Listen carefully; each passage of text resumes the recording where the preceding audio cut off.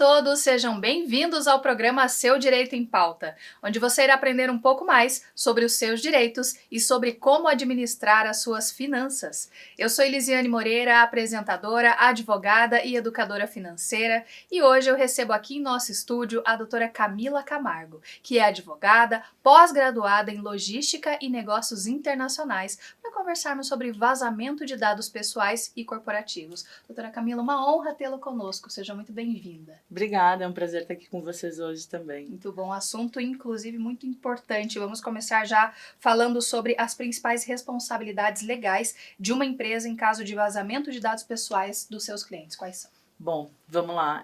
A questão de vazamento de dados legais é legal, de dados pessoais, é legal a gente entender antes que a lei, né, que é a Lei Geral de Proteção de Dados, vai tratar isso como um incidente de segurança. Então, vazamento é só um dos incidentes que a gente pode ter, né? Então, assim, a gente tem que estar sempre muito atento, não só às questões regulatórias que derivam da LGPD, né? Mas especialmente às questões de segurança da informação, né? Em caso de vazamentos, né? Porque uma vez que eles ocorrem, você vai ter uma série de questões técnicas que você vai ter que acionar, medidas técnicas que você vai ter que tomar para segurar o vazamento, prevenir novos vazamentos ou incidentes de segurança, fora todas as ações regulatórias necessárias, assim. Então, em regra, o impacto disso é bastante relevante para as empresas e, assim, na vida real é uma correria quando acontece. E existe a contenção, mas, de certa forma, o problema já tomou conta, e já não tem como voltar atrás, né? No sentido de corrigir, então é mais complicado. Isso é o maior desafio da LGPD como um todo, né? Porque quando a gente fala de dado pessoal, mas até se a gente estivesse falando, por exemplo, de informações confidenciais, que são dados corporativos, é o que a gente fala que é direito difuso, né? Então, assim, uma vez que aquilo aconteceu, já foi, não tem como você pode compensar a pessoa que foi eventualmente prejudicada, enfim, sejam pessoas jurídicas, sejam pessoas físicas, mas você não consegue desfazer, né? Voltar no tempo, né, doutora? Perfeito. E como que a legislação brasileira, em particular, então, a LGPD, trata essa questão dos vazamentos de dados corporativos? Quando a gente fala de dados corporativos, que não são dados pessoais, ou seja, que não são dados que sejam capazes de identificar uma pessoa física, a LGPD não se aplica. Então, para isso também é bem importante que sempre que ocorre dentro da empresa uma suspeita de incidente, né, você já tome esse primeiro passo de entender se foram afetados dados pessoais ou se foram afetados só dados corporativos.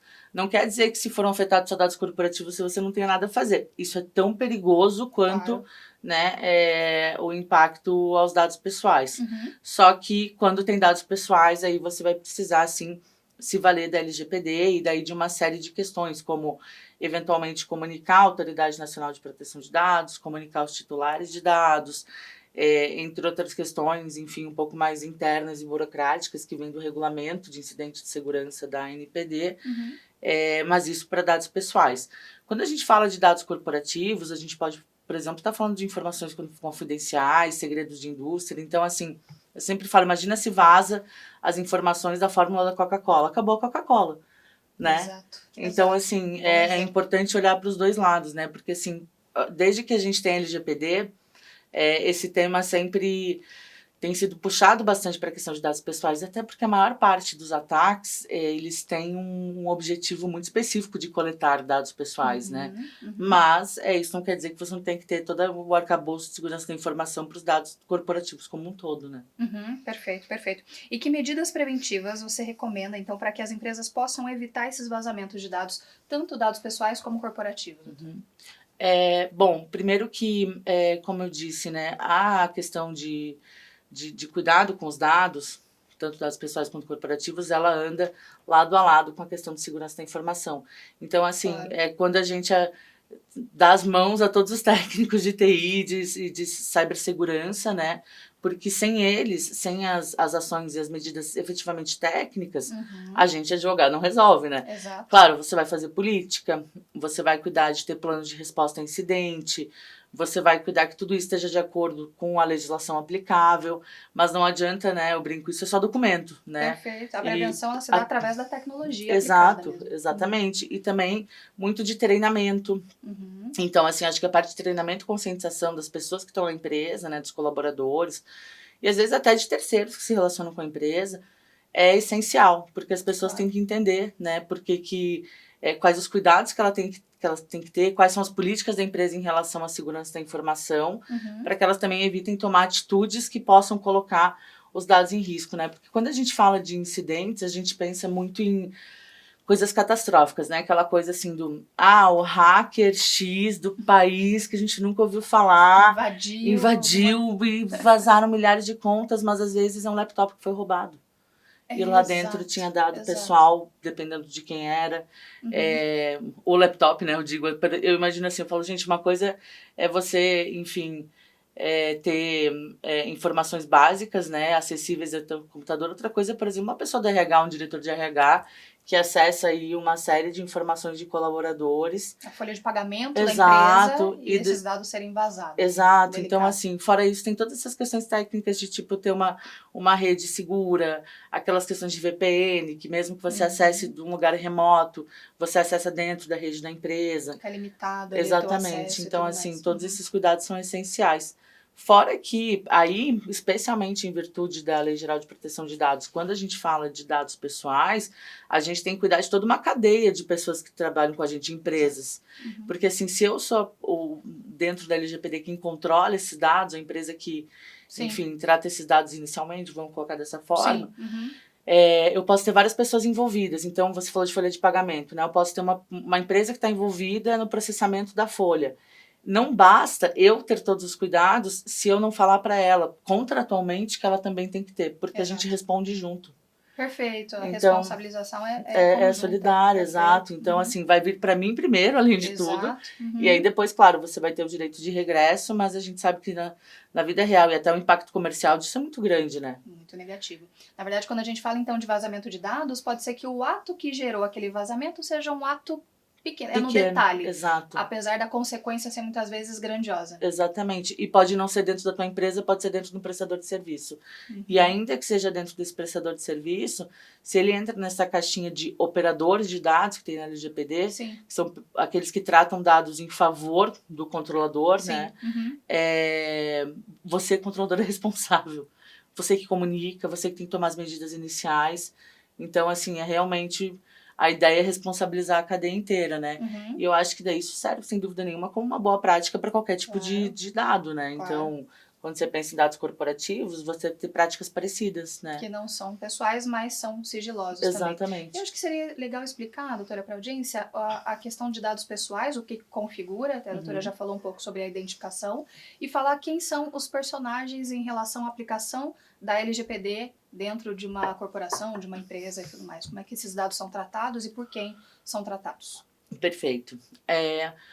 Dado pessoal é tudo aquilo que identifica uma pessoa física ou pode identificar. Isso é a definição legal e eu acho uma definição interessante porque ela não é difícil de entender. Exatamente. É objetiva. É objetiva, exatamente. Então, falo, gente, somos todos nós, né? Somos os titulares de dados, que são um dos sujeitos, que somos efetivamente os donos dos dados, né? Aí vem aquelas pessoas, que podem ser pessoas físicas, dependendo do caso, ou pessoas jurídicas que tratam o dado pessoal. E o que é tratar o dado pessoal? É tudo. Você pode tratar o dado pessoal sem nem acessar ele. Chega nesse nível, Já assim. é um tratamento, só o armazenamento dele, só a coleta. Exatamente. Ou até, por exemplo, a empresa definir que ela precisa daquele dado, mas ela nem olha ele. Quem olha é um terceiro. Então, essa definição de tratamento também é bem importante, né? Então, a gente tem dado pessoal, aquele que, né, identifica uma pessoa física, CPF, nome, assim por diante. A gente vai ter dados sensíveis, que são dados que são sensíveis. Sim, já também muito objetivo. Exato, e a lei tem uma lista, né, do que são esses dados, e basicamente é aquilo que... são todos os dados, como, por exemplo, em relação... a filiação sindical, a opiniões políticas, religiosas. Que caracteriza uma pessoa. Exato, e podem, e se forem expostos, né, ou tratados de forma equivocada, podem gerar um dano muito grande, né? Porque estão muito mais conectados à intimidade, à vida privada e podem afetar direitos e liberdades fundamentais, assim. Então, por isso que a LGPD traz essa espécie, né, do gênero dado pessoal para falar que você tem que tomar mais cuidado. Sim. Passando esse conceito, né, e voltando a quem são os sujeitos, então a gente tem o titular de dados, nós todos, né? A gente vai ter a figura dos agentes de tratamento, que são, de um lado, o controlador de dados e de um lado, um operador de dados, e esses sim são conceitos bastante técnicos. O controlador seria sempre quem, basicamente, de forma bem simples, decide sobre o tratamento de dados. Então, por exemplo, eu sou uma empresa e eu decido que eu quero fazer uma campanha de marketing e por isso eu decido que eu quero coletar nome, telefone e e-mail das pessoas que vão numa feira. Só que para isso eu vou precisar de um software onde, sei lá, escaneia o QR Code e traz esses dados para mim. Esse cara que é dono do software, ele é o operador, porque ele não toma decisão sobre o tratamento de dados, mas ele está trabalhando em meu favor. Ele está operando com aqueles dados. Exatamente. Então, a gente tem essas duas figuras e elas andam juntas, né, muitas vezes. Fora isso, a gente tem os outros sujeitos, né, a Autoridade Nacional de Proteção de Dados, que vem com a ideia de fiscalização, monitoramento, enfim, que hoje em dia já está... A gente, da última vez que eu tive a oportunidade de estar aqui, né, ainda era tudo uma grande incógnita. Então agora a gente já avançou bastante. Exato, já avançou bastante. Legal. A gente já tem, enfim, uma série de normativas. E daí a gente vai ter finalmente a figura do encarregado, né? Que é mais um sujeito, que é uma pessoa dentro da tua empresa ou contratada como um terceiro, que é responsável pelo tratamento de dados dentro da empresa. Significa dizer que ele vai decidir como os dados são tratados? Não, mas ele é como se fosse um supervisor. Quase como se ele fosse A ideia é que ele fosse praticamente um cargo de diretoria. Um responsável mesmo pela LGPD e a aplicabilidade dentro da empresa. Exatamente, porque tu tem que o tempo inteiro saber como todos os setores da empresa utilizam dados. Então, RH, por que você está coletando esse dado? Como que você coleta? Tua atividade está certa? Né? Com quem você compartilha? Está tomando todos os cuidados necessários? Autorização de cliente para quando é o caso, exatamente. E aí assim vai em todos os setores. Vai no setor de marketing, vai até no comercial. A gente fala muito que parece que quando a gente entra numa empresa, tem setores que falam, não, mas eu não uso dado pessoal. Você pergunta, você não fala com nenhuma pessoa? Usa. Você usa, assim, pode ser básico, pode não ser super arriscado, pode ser básico, mas você usa. Então, esses são os sujeitos. Os sujeitos, muito bem. Trataremos de outras coisas, inclusive após o intervalo, a conversa tá incrível. Inclusive, a repórter Isabelle Almeida tem mais informações, mais dados muito interessantes, inclusive, sobre esse assunto, e já é no próximo bloco. O programa Seu Direito em Pauta, volta já.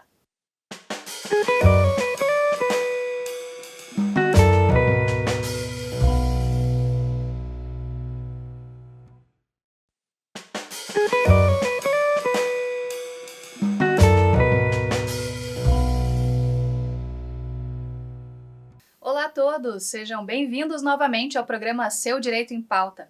A conversa de hoje é com a doutora Camila Camargo, que é advogada, pós-graduada em Logística e Negócios Internacionais, para a gente bater esse papo sobre vazamento de dados pessoais e corporativos. Por isso agora eu converso com a repórter Isabelle Almeida, que trouxe informações e dados importantes sobre o assunto. É com você, Isa.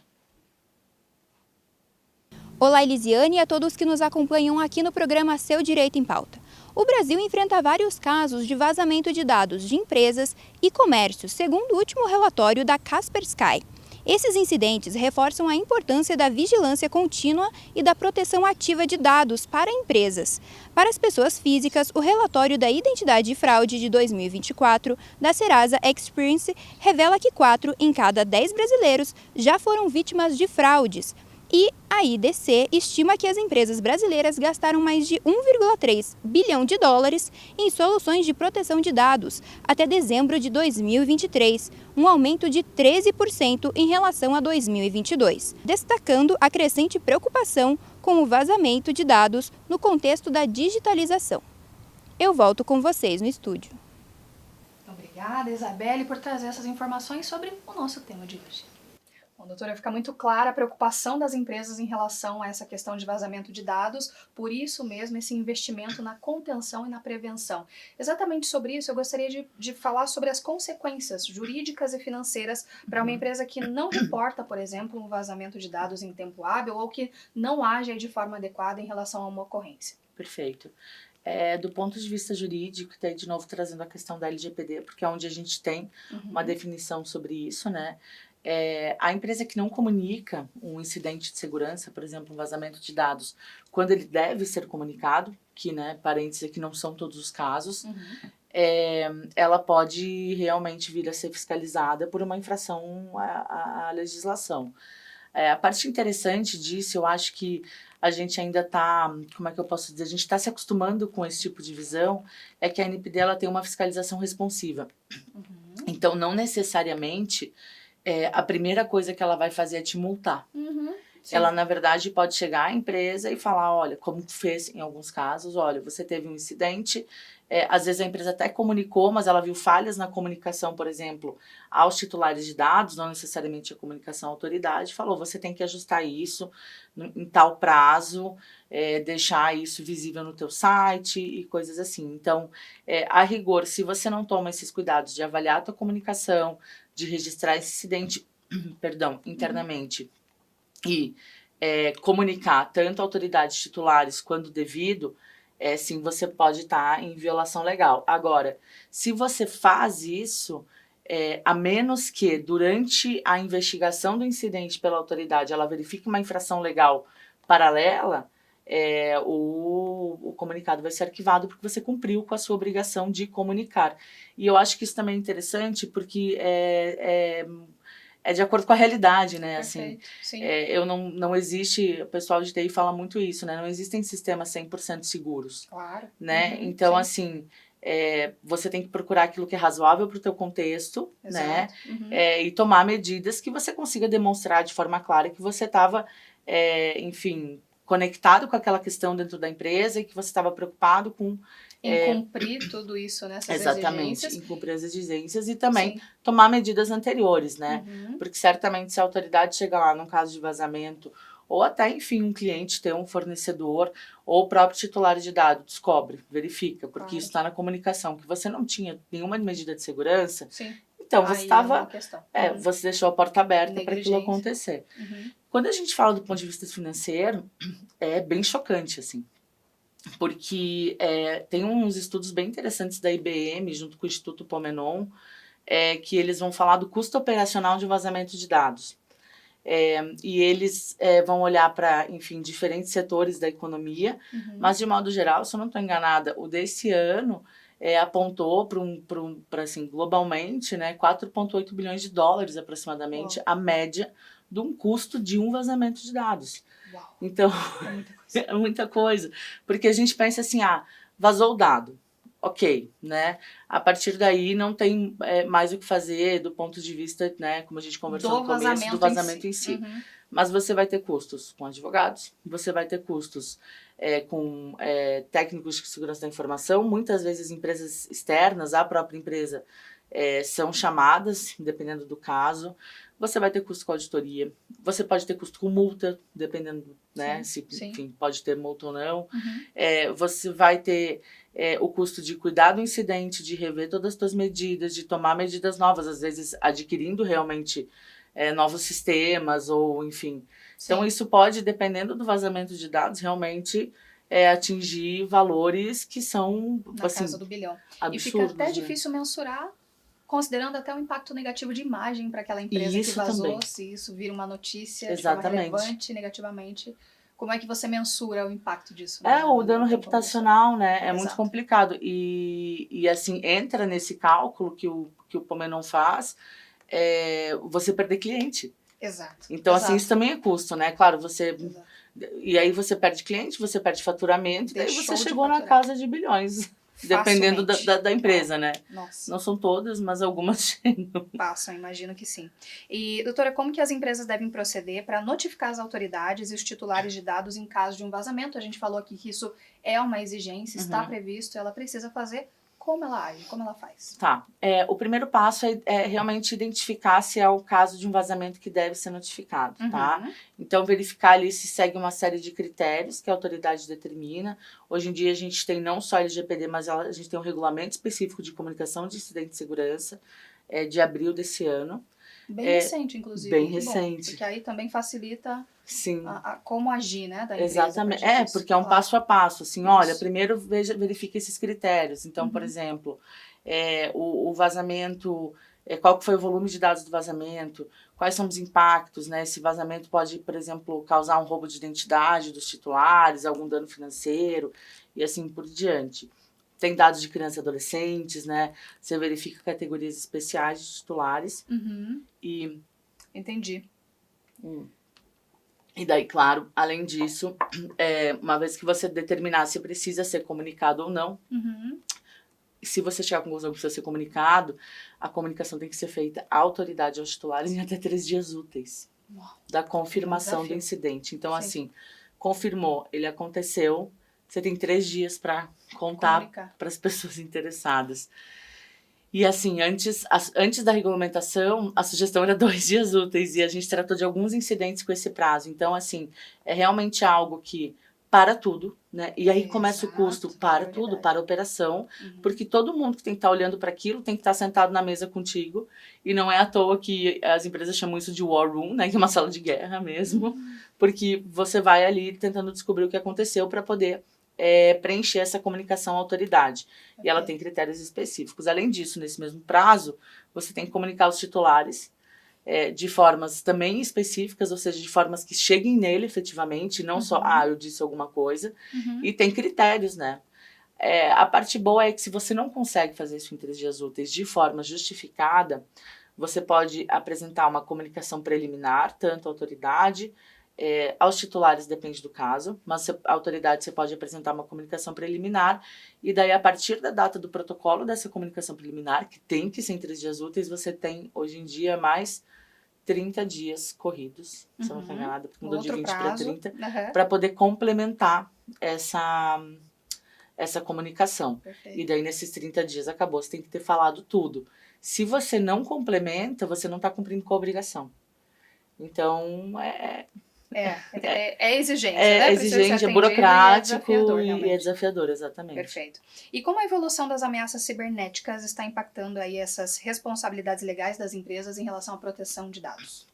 Eu acho que isso é um desafio muito de ordem tecnológica, assim. E cada vez maior, né? E cada vez maior, né? A gente sempre brinca, assim, e escuta dizer, né? Que um super vazamento pode ser causado por um menino de 16 anos que estava dentro do quarto dele. Né? Então, como pode? Exato, porque quando a gente começa a olhar do ponto de vista técnico, né, muitas pessoas, e às vezes não é nem malicioso, veem como um desafio você entrar dentro de um sistema. Até uma diversão para aquela pessoa que está envolvida. Então, assim, as motivações às vezes não são, porque muita gente fala, quem sou eu para alguém querer meus dados? Não é sobre isso. É sobre os seus dados realmente serem importantes, assim, e muita gente... Você tem casos de sequestro de dados, né, que são o que eles chamam de ransomware, que eu acho que a gente mais escuta, que é basicamente... vem alguém, pega os teus dados e daí vai te cobrar um tanto para devolver aqueles dados para ti. Tem, enfim, simples incidentes, né, que podem acontecer por negativa de serviço no sistema ou alguma coisa assim. Mas fato é que é cada vez mais sofisticado. E, sem dúvida nenhuma, vai continuar sendo assim, porque a relação entre tecnologia e direito sempre foi desse jeito, né? A tecnologia, ela vai muito mais rápido que o direito. Ela puxa o direito para depois ele atender. E aí as empresas, assim, têm que se agarrar na segurança da informação, tem que olhar para o ponto de vista regulatório com muito cuidado. A gente fala isso muito, por exemplo, para os nossos clientes no escritório. Gente, proteção de dados não é um tema estanque.